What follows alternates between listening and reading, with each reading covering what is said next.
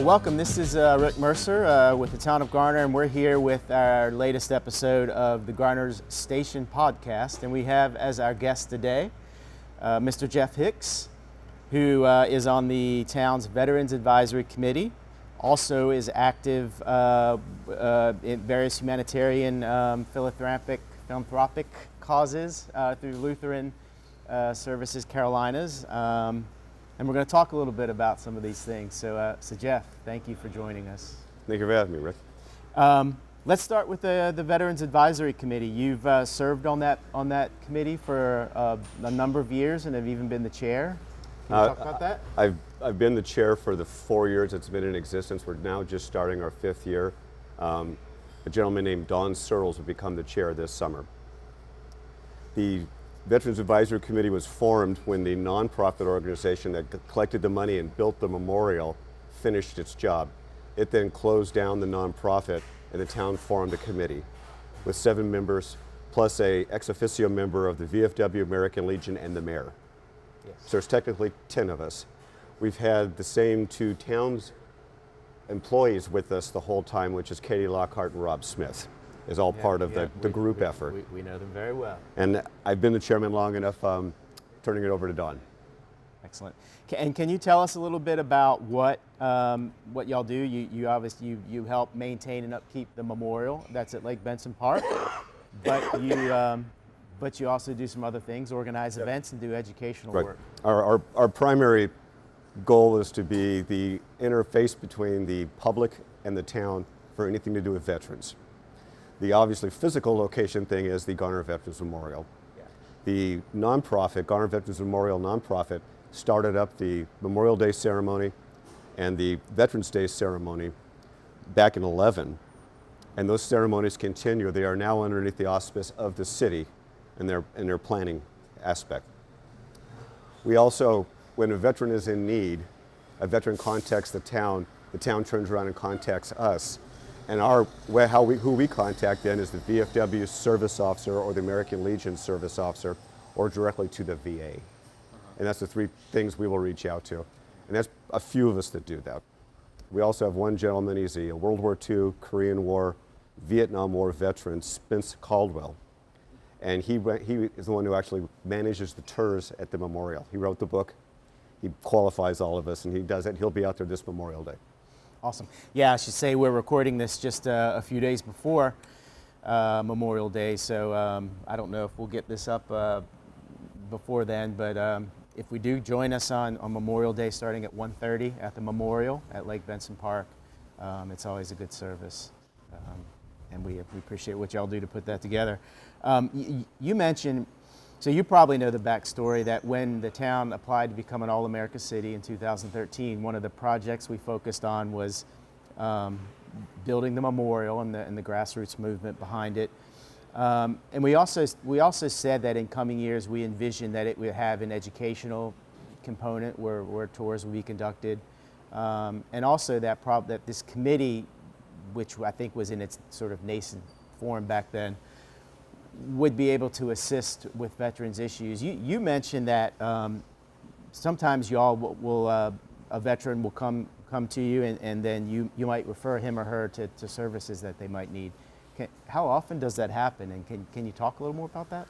Well, the most recent one was about 2 months ago. We had a referral of a homeless veteran here in Garner living in a shelter with her daughter. And we took that to the American Legion as the lead with VFW as assist. So we all kind of worked together. We've since then been able to go through the government systems, and we've got her on SNAP benefits, and we've got her registered into the VA for medical care for herself and her unborn child, and we've got her daughter on Medicaid. This is all going through the Department of Health and Human Services up in Raleigh.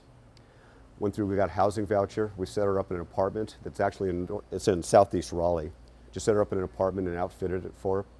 And our last delivery of goods will be coming on this coming Saturday. We're picking her up a dryer and a dresser. That's the 2 things we were lacking.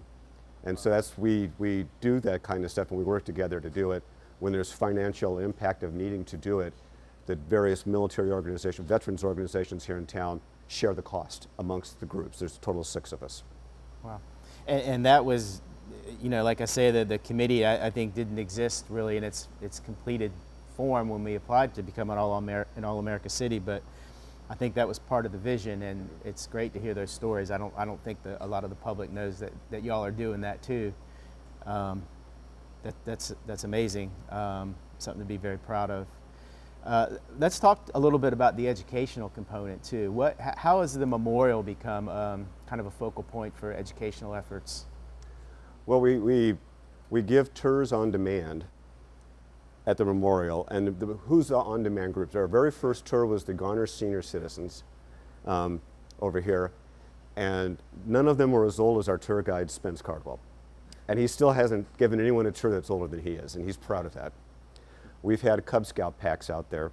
We've had the Durham VA long-term care group out. We host a picnic once a year for them in Lake Benson. They also get a tour of our memorial while they're there. We have family groups. Just 2 weeks ago, we did a award ceremony memorial service for a Korean Army MIA. And we held that there right in the memorial, right in front of the 1950 panel due to the Marine Corps aspect of it. And that went off very well. And so we're out there with various groups on call, and then we go out there for military holidays or veterans holidays. We're out there for, the next one is Memorial Day. We'll be giving tours during that day. We'll be out there for July 3rd, and we're out there for Veterans Day. Our future plan we've got working with the city right now is to bring the Vietnam Veterans Traveling Wall exhibit here. We have town support behind that. We've got the veterans organizations. We have to man it 24 hours a day. Support. The town has to provide police and public works, right? There's a money cost. Yeah. We've got a gentleman, Tim Stevens, who's very active in the town, who's running the fundraising ability, which we have to pay for that memorial to come here, to pay for the trucks and the people to come here, and he's running the fundraising aspect behind it. Wow. Any time frame for when that might? We were looking for about a year from now. Okay. So sometime in 2020. That's maybe, what we're looking for. Middle 2020. Wow. And that would be right at the Garner Veterans Memorial. Uh-huh.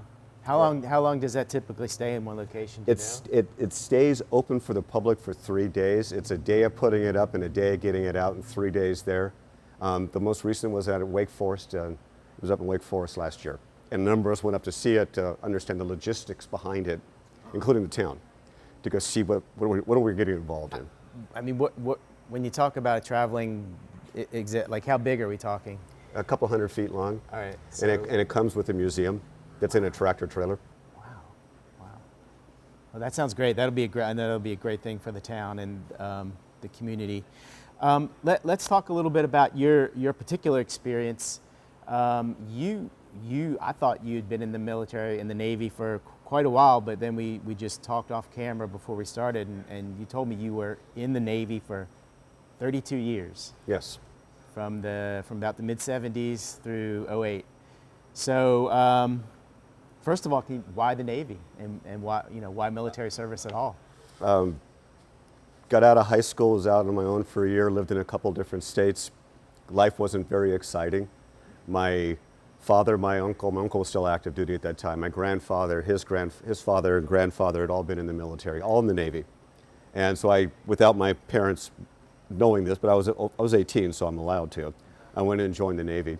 And then when I got to boot camp, which was in San Diego at that point in time, my uncle, my father's brother, was a recruit company commander. He's the one who pushes the boots like you see in the movies. He's one of those guys. And he retired at my boot camp graduation, which is when they told me that there had been a member of our family in the Navy continuous since the War of 1812. And we were on both sides of that one. I'm the last one that did it. 32 years later, that ended. Wow, that's incredible. That's incredible. And you were a commander, and you tried to explain to me some of the levels, but you were a commander can you explain the level that you were at and sort of what that involved? A commander is a mid-grade officer. Yeah. I joined for 32 years. You can't do that by the way the rules are set up. I joined as an enlisted. I was on submarines for 14 years as an electrician's mate. I commissioned, and my commissioning source, I had to become a line officer, which means drive a plane, drive a ship, or drive a sub. So I drove a ship for 5 years. I don't drive it, but the generic aspect of it. So I was on a ship for 5 years. Great group of people. Living conditions were so much better than submarines. But at the end of the 5 years, I was able to then transfer to a staff officer assignment, which I went into the Seabees, which is naval construction. And my college education is in engineering. And so then I was a Seabee for another 13 years. Being an officer then for a total of 18 years, the expected rank you would be retiring, or getting out at is 05 or commander. Yeah. Wow.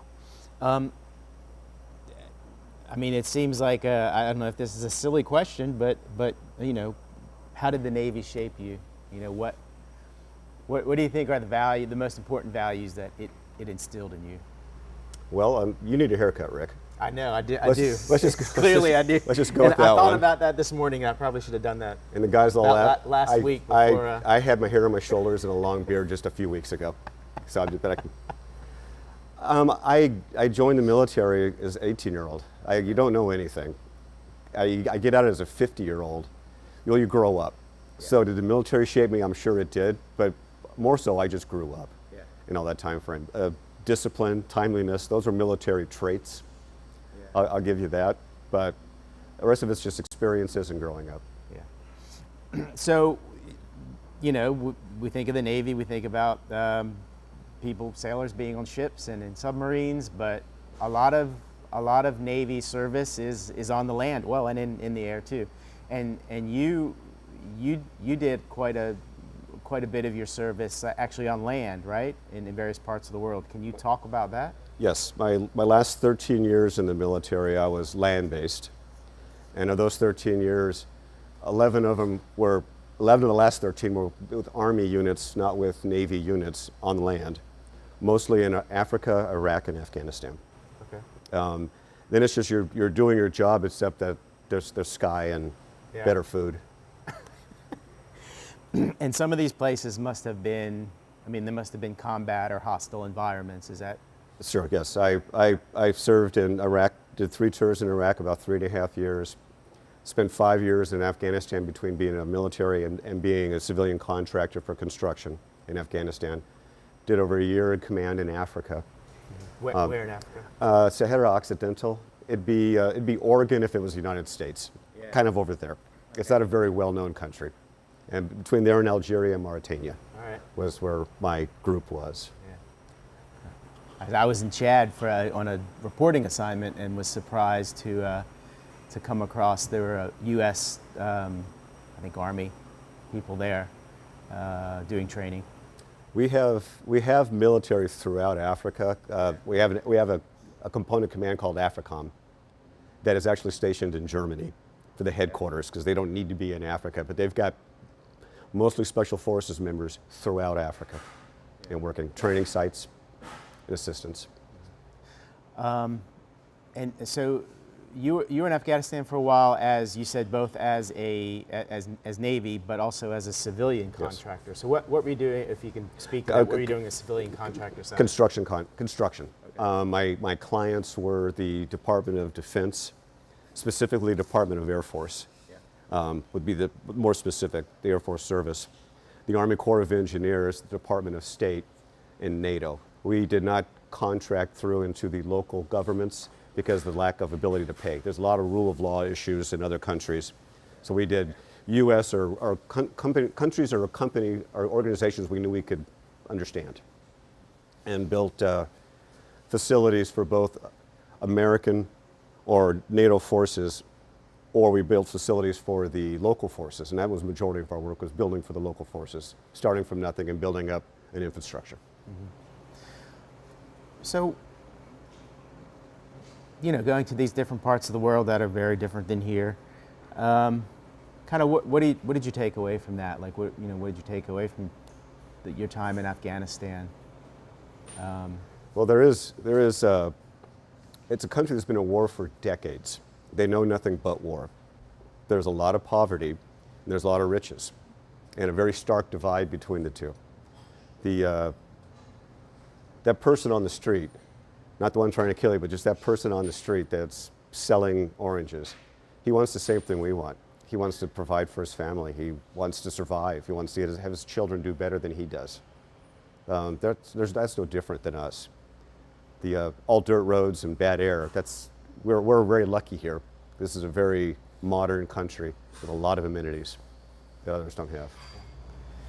And so, it sounds like what, you're saying that through this exposure to other parts of the world, it kind of helps you develop a sort of empathy and understanding of how people are different, but also like us and what they want for themselves and their children, and you're able to kind of put yourself in their shoes to some extent.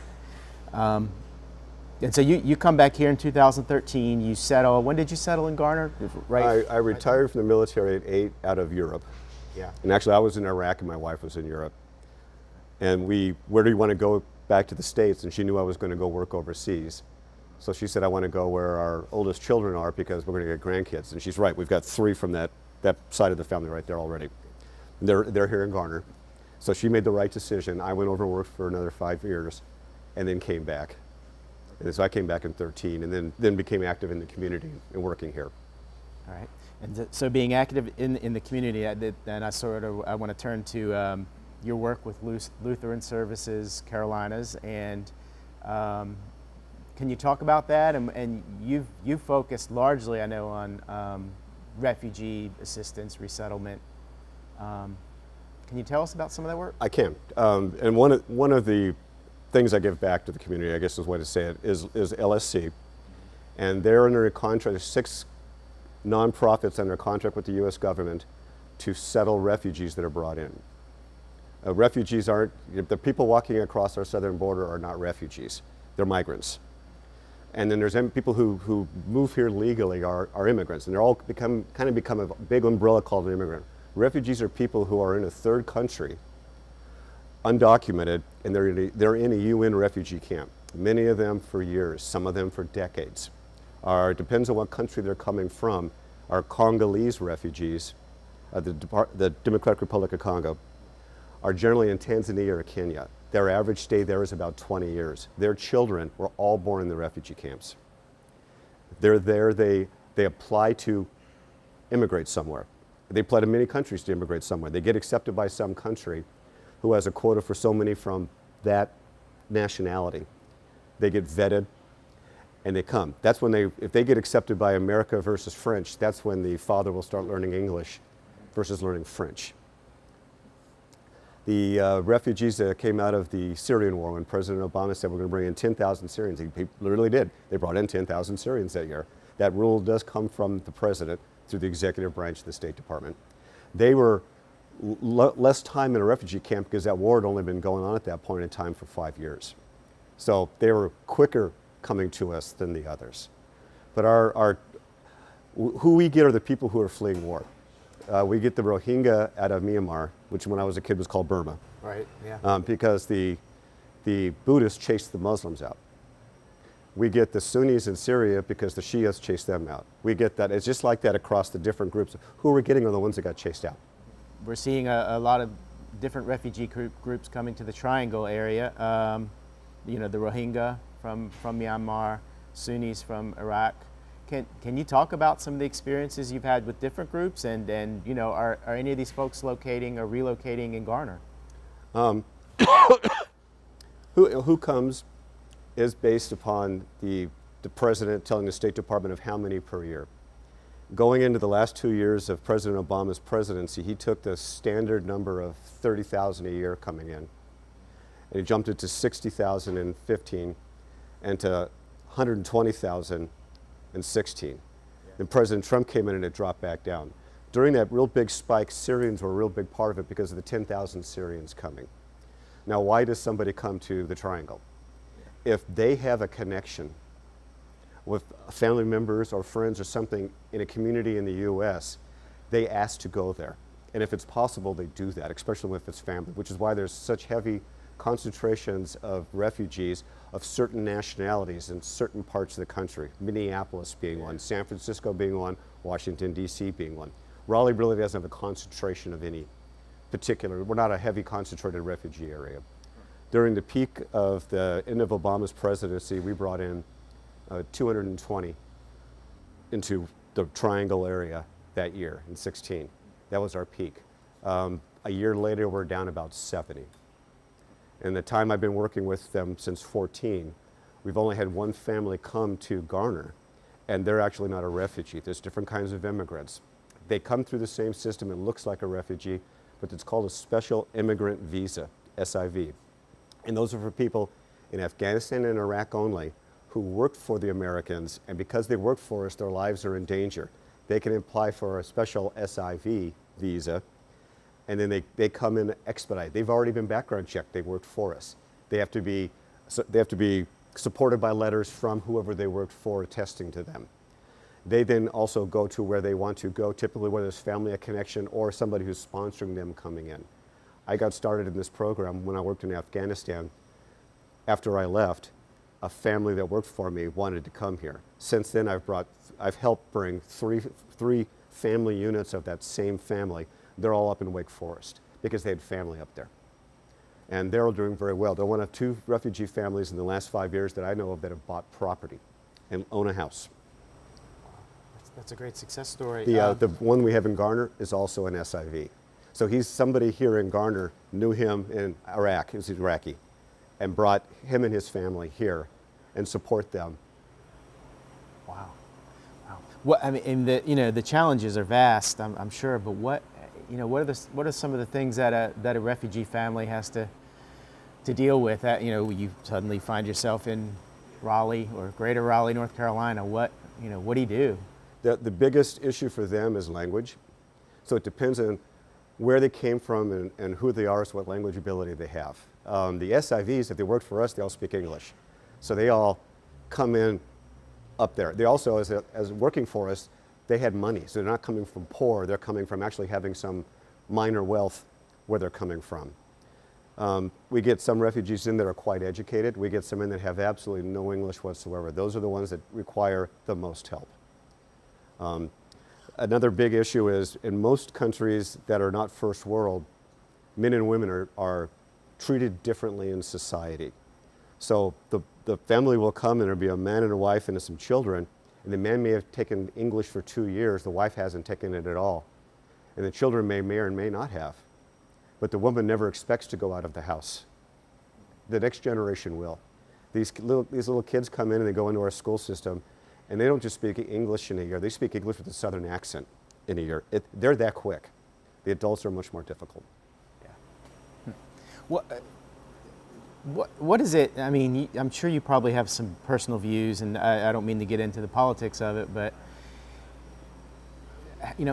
it just seems so important to who we are as a country that we do have open arms for families, for people who are in such dire situations. I mean, is that something you came to appreciate more, or having seen and met and gotten to know a lot of these people overseas and places like Afghanistan? Well, it definitely gives me the empathy of what they're trying to get to. I never worked in a refugee camp in Iraq, Afghanistan. I did work in refugee camps in Tindouf, Algeria, as part of my area of operations in Africa, and saw the conditions they were in. I've also never known of any of the Sahrawi migrating to the U.S. out of that immigration. They're going somewhere else. They're not coming here. And there's many different nationalities and refugee camps. When the State Department says, okay, we're going to take 10,000 Syrians, we're going to take 20,000 Congolese, we're going to take 5,000 Rohingya, there really are those numbers. Now, whether they get to that number or not, there's always a push towards the end of the fiscal year because it's been authorized. They've got to actually get there and do it. I mean, we talked about empathy, and I guess circling back to veterans and what some of the local organizations do to support people who may be struggling. Can you talk about what like the VFW and the Legion are doing? Sure. And the support network that they offer? Well, there's 6 different veterans organizations in the town of Garner. The 2 that are well known are the American Legion and the Veterans of Foreign War, VFW. The Veterans of Foreign War has an auxiliary, so those are not combat veterans. The American Legion has an auxiliary. They have the Sons of American Legion, and then they have a Legion Riders, the motorcycle guys. When we have our events here in town, the guys on the motorcycles are part of that group. Those 6 organizations are all separately financial and meeting-wise. Our routine things we do is 1 month we go visit the 4 rest homes here in Garner. We track who all the veterans are, we pre-check who they are, we go out and visit them, we bring them a treat, we chat with them, bring them magazines. Sometimes we bring them to our meetings if they have the ability to and desire to do it. The other month we go out to the Durham VA hospital to the TLC, long-term care, which is the rest home in the VA hospital. And we go out and we have an ice cream social, we play bingo. We bring them here once a year to Lake Benson Park down to the big gazebo because they're all in wheelchairs, so we don't put 2 people at a table on an end. So they bring them by bus, and we bring a bunch of people, and we all get together. When do you do that? What time of year?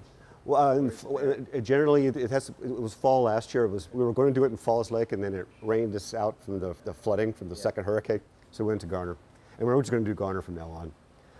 At Christmas time, one of our members, Don Searles, organizes what we call shoebox for vets. They're actually not shoe boxes, but they are shaped like one. And we gather up toiletries and presents for male and female veterans. The town gives us a grant in their budget to fund this project, and then the Garner Senior Center is one who actually builds the boxes and wraps them for us. And then we distribute them to the 4 rest homes, to the Durham VA, and then to all the veterans that are on the Meal for Wheels program. And that ends up running about 200 veterans we set up for and do every fall. And that's a big project all held out of Don Searles' garage. Wow, that's terrific. I didn't know about that one either. Obviously, we go to the park for events. Our next event is Memorial Day. That is the 27th of May. It's at 1:30. The American Legion will be giving away free hot dogs, chips, and water in advance of it. It's going to be hot, so it's always hot, which is why over the years we have moved the location from right in front of the Garner Veterans Memorial. We've all shifted back underneath the trees. Yeah, it's exactly why we did. That was a good decision. I'm sure you know these numbers as well as I do. I read in preparation for this that only about or fewer than 10% of all living Americans have served in a branch of the military at some point in their lives. And of course, currently only less than 1% are active military. Do you think that has created a bit of a disconnect between people who are veterans and most of us who are not? Not having the draft, which means you have to choose to join versus you have to go. That's what's created the schism between the two groups. And the last number we heard, because we get these numbers in our meetings all the time, was 7% have served. The largest group of people who have served that are veterans right now, what they call the Gulf War. The Gulf War still continues today. That category of people continues to today. They surpassed the Vietnam veterans about 4 years ago. And of course, then Korea, World War II, going much smaller and much smaller. We have those numbers, but I have, in Garner, people thank me for being a veteran. There's no problem for a veteran in Garner. We're a small town community. I think you're going to get a different view of that if you go to a very urban environment. And the military draws more from the rural than they do from the urban. You look at the numbers of politicians in the 70s, 80% of congressmen and senators were veterans. That number is now down less than 20%, and it's going down. So yes, there's a growing divide between them. There absolutely is. There's still support for veterans, but there's a growing divide of who does it, and it tends to be that a family that has a veteran in it produces more recruits and more future veterans. I mean, you say that there's still support for veterans. Certainly people talk the talk, but I mean, do you think that, in what areas do you think that veterans need more support, whether it's mental health services or any specifics? Let me give you what do we need more help in and what do we do well at? Yeah. What do we need more help in? It's probably the mental health aspect, and that's not so much as there being a doctor for the mental health. It's a matter of outreach to veterans to get them to seek out mental health. We have a VA, people that are on the VA medical system over there at the Wake Med emergency room on 70. You can go visit that. There's a VA office in there you can go visit for healthcare. There's also VA offices in Raleigh. You don't have to go just to Durham except for surgery. The big things. Two of our guys just had cataract surgery. That's Durham you go to for that. But there's smaller offices all around the area. There is a state VA office that's right here off of Davisboro Road, just past Davisboro Coffee Shop on Belris. I don't know if I'm pronouncing the road name right. It's one that says Private Street. Yeah. And Reggie's down there, and he's a state level Veterans Affairs assistant. There's always more help, but if a veteran wants help, he can get it, or she can get it. A large part of it is knowing how to do it and getting them to go do it, like us helping a veteran here recently, a young veteran here recently. It's getting them to go forward to do it. And was it the case that she was not aware of the services that were available to her? It was the too hard category of how to get to it. I don't know how to do it, so how do I do it? Yeah. Well, you get to our organizations, we have the people who know exactly how to do it, who to call up, how to make an appointment, where to go, what paperwork do you need. If you don't have the paperwork, here's how we get the paperwork, and we help. And that's what we do. Yeah. So instead of someone thinking, oh, the dealing with the bureaucracy, it's so overwhelming, where do I start? I'm just not going to deal. They could just come to you. They could go to the office off of Aversboro. And he'll point you to the right place. Folks will point you to the right place. The VA hospital is, a lot of their doctors and nurses are out of Duke University, which is right there. Yeah. They practice in the VA hospital. So the friend of mine who just got cataract surgery was a Duke ophthalmologist that did it. The care out there seems to be very good. The place is clean, it's new, friendly. Now, let me go to a positive. So let's go to a positive aspect. So what do we do well? About once a month, we get a call that a veteran, or possibly the spouse of a veteran, a member of a veteran's family needs a handicap ramp here in Garner, just here in the town. We can go over to Home Depot, and Home Depot donates the materials to us for us to go build it. If we need technical help, they would come help us. Generally we don't, but we have people that will come help us if we need technical help for what we are doing, or a drawing so that we're code. But we get that help routinely. We just did another one of these within the last month. If you are a member of VA medical care, you get the metal ones that are pre-made, put out by the VA for you. But if you're not underneath the VA medical care system, you don't. And that's where we step in. So we got great support from local businesses like that. Wow, that's terrific to know. Ace Hardware over on 50 donates us for flags that we put out for the events. Yep. Right now there's 66 of them around Lake Benson Park with dog tags for the 66 men whose name are on the memorial for who died in combat that are from Garner. Yeah. And that was just put up by a group. Yeah. That's great. Before we sign off, are there other things that we should talk about? Things we do, or things the community does well, and things that maybe we could do better. Well, the town definitely supports us here locally. Our little local group, the town supports us. The people of the area support us. I was going to say, if anybody has a veteran in their family, and the veteran looks like they need help, or needs to seek out help, contact us, refer them to us, and we will help them get to where they need to go. When you say us, is there American Legion or VFW, either one. The VFW is located on Garner Road, just past Angie's, going northwest, and it's a bar, so it's open 7 days a week. And you can also look up on the website and call the number. The American Legion meets in the Masonic Lodge on Main Street, but you can look us up online, and there is a phone number. And you can contact us by phone, by Facebook, by email. Excellent, great. Thank you for sharing that. Anything else before we sign off? I think we're good. All right, great. Well, it's been great having you, Jeff. Thank you for carving out some time for us, and we appreciate all that you do. Thank you for listening to us. Yeah, thank you. Bye. Take care. Awesome, guys. Good. That was 35 minutes roundabout.